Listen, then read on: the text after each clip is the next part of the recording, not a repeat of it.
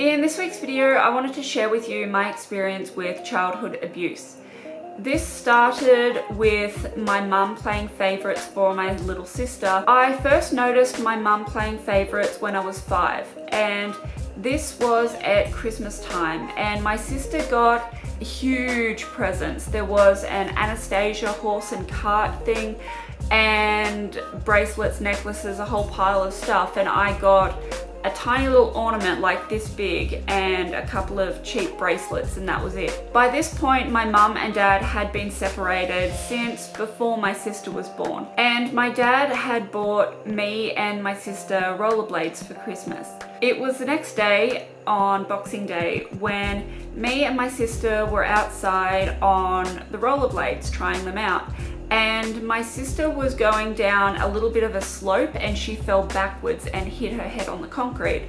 So she started screaming and crying, and my mum came out of the house and immediately assumed that I had pushed her. And what my mum said to me was, "You stupid f***ing get into the house now, go to your room." And I tried to explain that I didn't push her. She didn't listen. She just kept telling me to get the f*** into my room. So I did, and a few minutes later she came in, fuming, absolutely pissed off.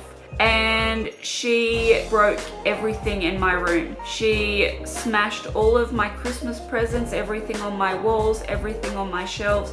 It was completely destroyed. And an hour later she came back into my room and said, "Your room's a f***ing pigsty. Clean it up now." And she left. When I was a teenager, the favoritism became a lot more obvious, and my mum was a lot more direct about this. And she would tell me things like, "You're an accident, you're a failure, you're a piece of shit."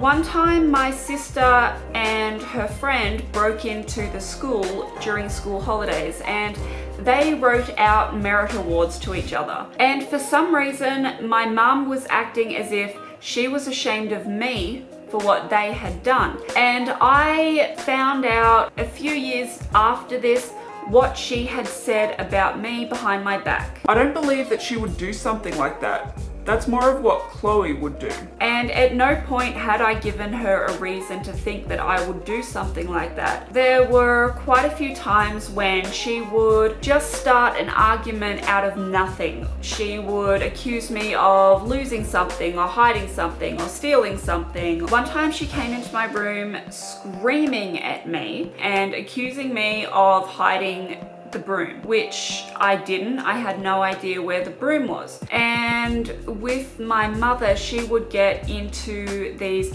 massive fits of rage. So what started as her accusing me of hiding the broom turned into a screaming match and her breaking everything in my room, just like what she did when I was 5. It got a little bit heated and almost physical, so I ran out of the house and called the police on her. And when the police came, my mum was acting very, very casual about it, and she said, "Oh, you know, she's just being a teenager. I think she's got a period." And the policeman believed her. And now fast forward a few years when this started to get physical. And my mum would do the same thing that she would do before this, where she would start an argument out of nothing.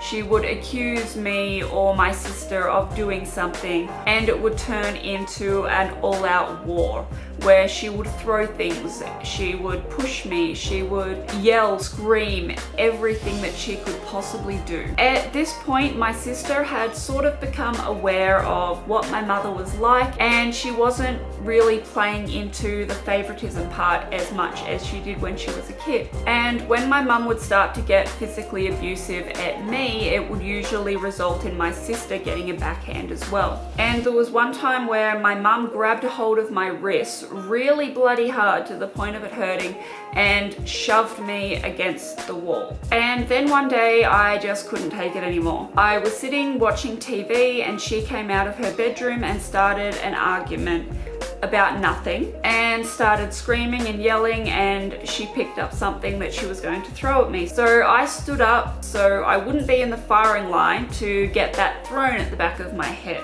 And I got up, I walked over to her and I said, You take one step closer and you are going to regret it. And she started walking towards me, and I grabbed the closest thing next to me, which was a big ass glass jar, and she kept coming towards me, so smack, full force across the side of her head. She stopped, she turned around, she walked back into her room, and she never touched me after that. Thank you so much for listening to my story, and I'm sorry that it's a little bit vague and rambly.